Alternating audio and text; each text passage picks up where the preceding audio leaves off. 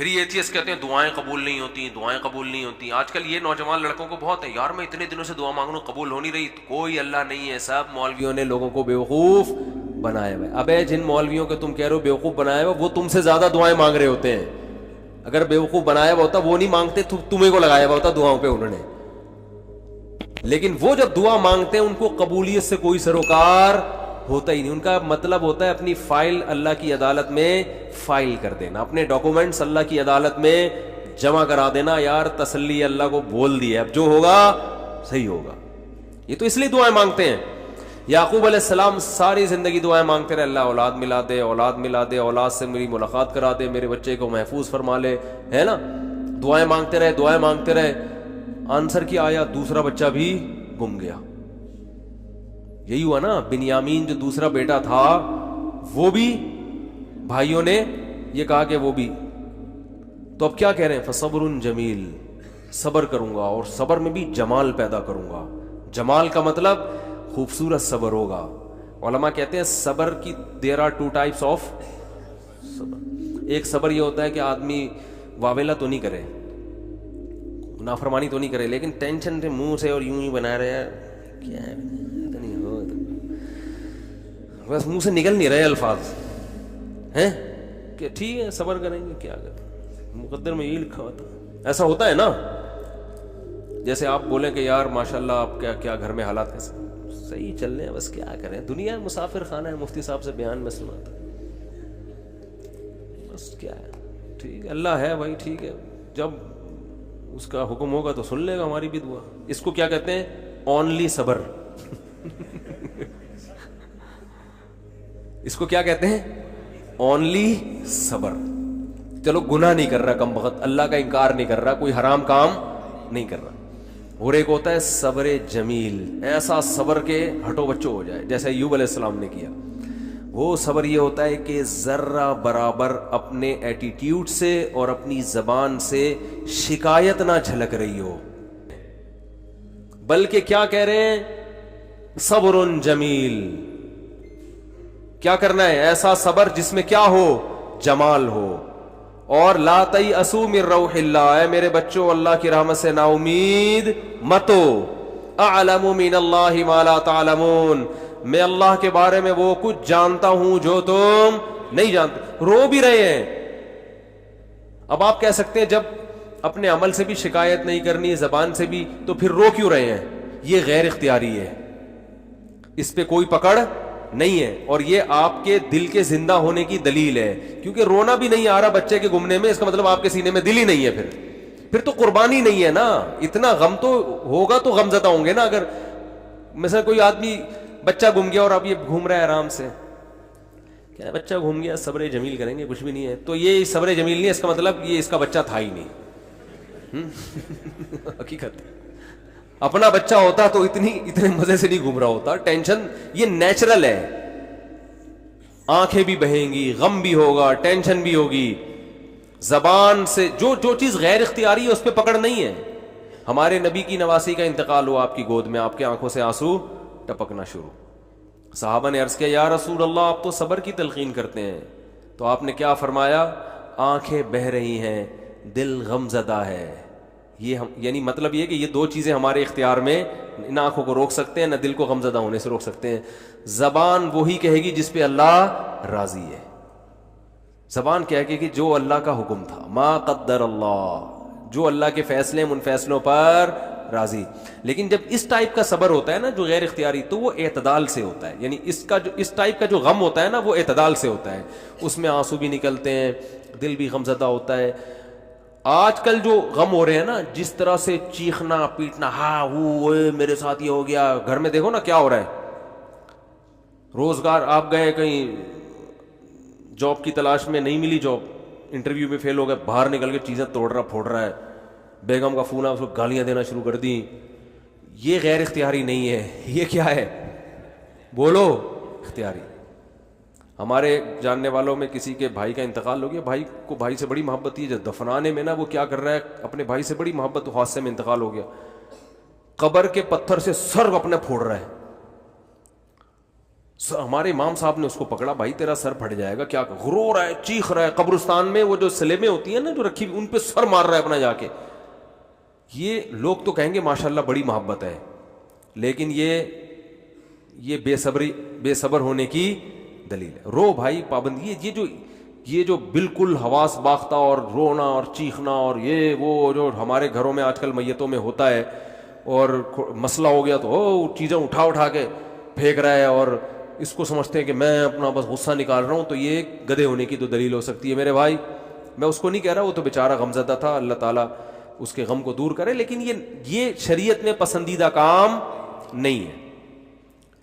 میتوں پہ چیخنا, میتوں سے لپٹ کے پاگلوں کی طرح رونا, بھائی بس رو آپ, جو اللہ نے آپ کو پرمیشن دی, اور یہ رونا اچھی علامت ہے کیونکہ یہ محبت کی دلیل ہے. اور آپ صلی اللہ علیہ وسلم نے ایسے موقع پہ یہ بھی فرمایا کہ یہ اللہ کی وہ رحمت ہے جو اللہ نے اپنے بندوں کے دلوں میں رکھ دی ہے. اسی محبت کی بیس پہ تو حقوق ادا ہوتے ہیں, اتنی بھی نہیں ہوگی تو پھر حقوق تھوڑی ادا ہوں گے. سمجھ میں نہیں آ رہی تو رہنے دو, اچھا آ رہی ہے الحمدللہ. تو یعقوب علیہ السلام دعائیں مانگ رہے ہیں میرا بیٹا مل جائے جہاں وہ اچھی حالت میں ہو, اور دعا قبول کیسے ہو رہی ہے؟ دوسرا بچہ بھی گم گیا. اب آج کل کوئی یونیورسٹی اور کالجز کے لڑکے ہیں, ان کو اتنے بڑے غم نہیں پہنچتے, ان کو یہی ہوتا ہے وہاں شادی کرنا چاہتے تھے نہیں ہوئی, حالانکہ رات کو اٹھ کے اتفاق سے اس دن دعا بھی مانگی تھی, زندگی میں پہلی دفعہ کیا کیا تھا, دعا مانگی تھی, دانت برش سے صاف کر لیے تھے, گٹکے اور چرس کی بدبو ختم کر کے اللہ سے دعا مانگی تھی. اس دن پی بھی نہیں تھی ہم نے, ٹھیک ہے نا. کوئی عمل اللہ کے سامنے دکھانے کے لیے بولو نہیں ہے. پھر دعا مانگ رہے ہیں اور چاہتے ہیں کہ فوراً سے پہلے قبول ہونی چاہیے, پھر ہم اللہ کو مانیں گے. اللہ نے کہا ہے غیب پر ایمان لے کر آؤ پھر میں مانوں گا. کیونکہ میرے بھائی ایسے تو آپ ڈی ایس پی کو بھی مانتے ہو, ایس ایچ او کو بھی مانتے ہو, کیونکہ آپ کو پتا ہے کہ ان کے پاس تو جو پاور ہے وہ تو نظر آتی ہے نا. ایسے تو سب محلے کے دادا کو بھی مانتے ہیں, یار اس سے جو بولو کام ہو جائے. اللہ کو ماننے کے لیے یہ ضروری ہے کہ اپنی فائل اللہ کے دفتر میں داخل کر دی, دعا قبول ہوئی تو بھی ٹھیک ہے, نہیں ہوئی تو بھی قبول ہی سمجھی جائے گی کہ قبول ہی ہوئی ہے. سمجھ رہے ہو, غیب پر ایمان. تو یعقوب علیہ السلام دعائیں مانگتے مانگتے مانگتے قبولیت کا کیا طریقہ ہوا, دوسرا بچہ بھی گم گیا. پھر بھی کیا کہہ رہے ہیں, انما اشکو بثی وحزنی الی اللہ, میں اپنا غم صرف اللہ سے بیان کرتا ہوں. یہ عبدیت ہے. دیکھو اتنا فنٹر بننا کہ اللہ کے سامنے بھی غم نہ بیان کرے, یہ صبر نہیں ہے, یہ فنٹر گیری کی کیا ہے. اگر کوئی غم ہے تو اللہ کے سامنے بیان کرے بھکاری بن کے. اللہ کو عبدیت پسند ہے. اللہ کو کیا پسند ہے؟ عبدیت. بعض لوگوں پہ تقوی کا ضرورت سے زیادہ مسالہ لگ جاتا ہے. اب وہ بیمار ہیں تو اللہ سے بھی نہیں کہہ رہے ہیں بیمار, وہ کہہ رہے ہیں میں تو بالکل ٹھیک ٹھاک فٹ فاٹ. تو اللہ سے نہیں, اللہ کے سامنے تو اللہ کو کیا پسند ہے؟ عارضی. تھوڑی بیماری ہو اللہ سے کہے اللہ یہ تھوڑی ہے مگر تو نے تو تھوڑی بیماری دی مگر میں اتنا کمزور ہوں, مجھے یہ تھوڑی بھی بہت ہے, اس کو بھی ختم کر دے.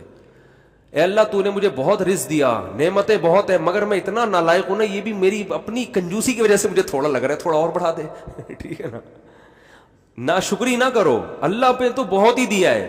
اپنی کمزوری بیان کرے آدمی کہ اللہ تو نے تو اتنا دیا مگر میں بہت نالائق, میں بہت کمزور. ہمارے حضرت گناہ سے بہت سخت بچا کرتے تھے, بہت زیادہ. کوئی پتہ چل جائے نا ناجائز ہے تو حضرت سے وہ کام نہیں کروا سکتا تھا کوئی کسی بھی طریقے سے. ناجائز تو کیا نامناسب کام بھی نہیں کروا سکتا تھا. ہمارے حضرت کا یہ مشہور تھا کہ کوئی کام جائز ہے مگر نامناسب ہے, علماء پہ سوٹ نہیں کرتا, وہ یہ ایک شریف آدمی پہ سوٹ نہیں کرتا. کچھ بھی کر لو حضرت نہیں کرتے تھے. اتنا تقوی, اس کے باوجود فرماتے تھے میں اللہ سے دعا میں یہ کہتا ہوں کہ اللہ میرے پلے عمل کچھ بھی نہیں ہے, میرے پلے عمل کچھ بھی نہیں ہے اور نہ مجھ سے کچھ عمل ہوتا. تہجد میں 5 پارے پڑھ رہے ہیں اور دعا کیا کر رہے ہیں, اللہ ہم سے عمل نہیں ہوتا, ہم کمزور ہیں, تو ویسے ہی بخش دے ہم کو. بہت مشکل ہے بات سمجھانا, بہت مشکل ہے بھائی. یعنی دعا میں کیا کہہ رہے ہیں کہ اللہ ہمارے پلے کچھ بھی. پھر حضرت ایک شعر پڑھا کرتے تھے, مقامات حریری جن لوگوں نے پڑھی ہے نا, عربی ادب کی کتاب ہے, اس میں ایک فقیر کا واقعہ, بس یہ واقعہ بیان کر کے بیان ختم کرتا ہوں.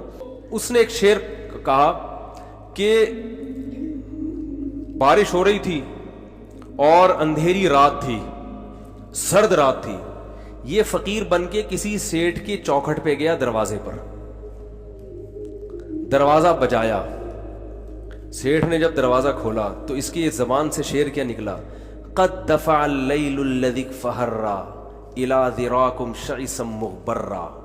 کیا خاندانی شعر ہے, یہ تو عربی میں ہی سمجھ میں آئے گا. کہہ رہے کہ وہ رات جو اندھیری رات ہے, سخت رات ہے, بارش ہو رہی ہے, بادل گرج رہے ہیں, اس خوفناک اندھیری رات نے تیری چوکھٹ پہ ایک ایسے شخص کو لا کے پھینک دیا ہے جو بالکل بے یار و مددگار ہے, غبار آلود بال اور پھٹے ہوئے کپڑے, یعنی بالکل قسمہ پرسی کی حالت میں اس اندھیری رات نے ایک شخص کو تیری چوکھٹ پہ لا کے ڈال دیا ہے. تو سیٹھ کو تو جوش آئے گا نا, یار یہ رات کو میں ہی ملا تھا تیرے یہاں ڈالنے کے لیے, تو پیسے دے گا کہ نہیں دے گا؟ شاعری میں بڑی جان ہوتی ہے نا.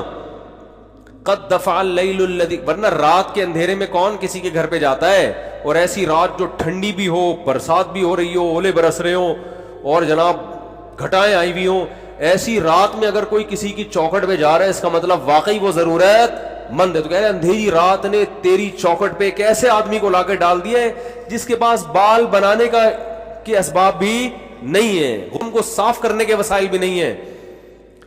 تو ہمارے حضرت یہ شعر فرماتے ہیں, میں تہجد میں پڑھتا ہوں جب اللہ کے سامنے کھڑا ہوتا ہوں نا, کہ اللہ اس اندھیری رات نے ایک ایسے شخص کو تیری چوکھٹ پہ لا کے ڈال دیا ہے جو عمل کے لحاظ سے بالکل زیرو ہے. پراگندہ بال کا مطلب عملی لحاظ سے غریب ترین, کچھ بھی عمل اپنے اعمال میں, وہ تو مال ظاہری لے رہے ہیں نا, یہ کیا مراد لے رہے ہیں؟ عمل مراد لے رہے ہیں. عمل کے لحاظ سے پراگندہ ہوں, میرے پلے کچھ بھی نہیں ہے سوائے تیری رحمت کی بھیک مانگنے کے لیے آیا ہوں. تو سب کو اہل اللہ سب کچھ کر کے بھی ایسی تواضع اللہ کے سامنے کہ اللہ ہمارے پلے کچھ بھی نہیں ہے, اور پھر فرماتے تھے میں سست ہوں, مجھ سے کچھ بھی نہیں ہوتا. حضرت ایک مثال بھی دیا کرتے تھے کہ والدین کا جو بچہ سست ہوتا ہے نا, اپاہج ہوتا ہے, تو والدین اس کا خیال زیادہ کرتے ہیں. تو فرماتے تھے میں اللہ سے کہتا ہوں ہم تو اپاہج ہیں, ہمارے اندر تو عمل کی صلاحیت, اپنی بدعمالیوں کی وجہ سے عمل کی صلاحیت ہی ختم ہو گئی ہے, تو ہمارا زیادہ خیال کر. تو اللہ کو یہ ابدیت پسند ہے, عمل کر کے بھی اپنے آپ کو زیرو سمجھنا. اور یہ جو آج کل یونیورسٹیوں میں ایتھیزم پھیل رہا ہے, اللہ کا انکار پھیل رہا ہے, اللہ کے لیے ککھ بھی قربانی انہوں نے کبھی نہیں دی ہوتی. ان سے کہو ایک فلم دیکھنا چھوڑ دو اللہ کے لیے نہ, یہ جو دیکھنے کا دل کر رہا ہے نا عورت کو, آج نظر جھکا لو, ایک عمل میں کچھ بھی نہیں, اور جب ٹینشنیں آتی ہیں تو کس کا انکار کرتے ہیں؟ اللہ کا. یار اللہ کو تو ہم تو مانگتے ہیں, اللہ دیتا ہی نہیں ہے, اللہ کو تو ہمارا خیال ہی نہیں ہے. جو عمل کر رہے ہیں اللہ انہیں کچھ بھی نہیں دے رہا, ٹھیک ہے نا, پھر بھی کہہ رہے ہیں اللہ کیا کر رہا ہے, بہت دے رہا ہے. اور جو عمل نہیں کرتے سب کچھ دے رہا ہے اللہ ان کو, کبھی کچھ آزمائش آئے تو اس آزمائش کو پکڑ کے بیٹھ کے بولتے ہیں اللہ کو ہمارا خیال بولو نہیں ہے. یہ درندگی پھیلتی ہے خدا کے انکار سے. تو اب میں وہ بتاتا ہوں کہ وہ جب ان کو دعائیں قبول بھی نہیں ہو رہی تو مانگ کیوں رہے ہوتے ہیں وہ, جب اہل اللہ کو, جب اہل اللہ کی دعائیں قبول ہی نہیں ہو رہی تو سوال پیدا ہوتا ہے پھر مانگ کیوں رہے ہیں. حضرت یعقوب علیہ السلام کو چاہیے تھا نا, 1-2 سال تک بچہ مانگتے نہیں ملتا تو کہتے چھوڑو یار کوئی اور کام کرو, اللہ تو دیتا ہے ہی نہیں. ہونا چاہیے تھا نا ایسا. وجہ اس کی یہ ہے کہ نبی صلی اللہ علیہ وسلم نے فرمایا کہ انسان جب دعا مانگتا ہے نا تو اللہ اس کی دعا قبول کرتا ہے, ہر دعا.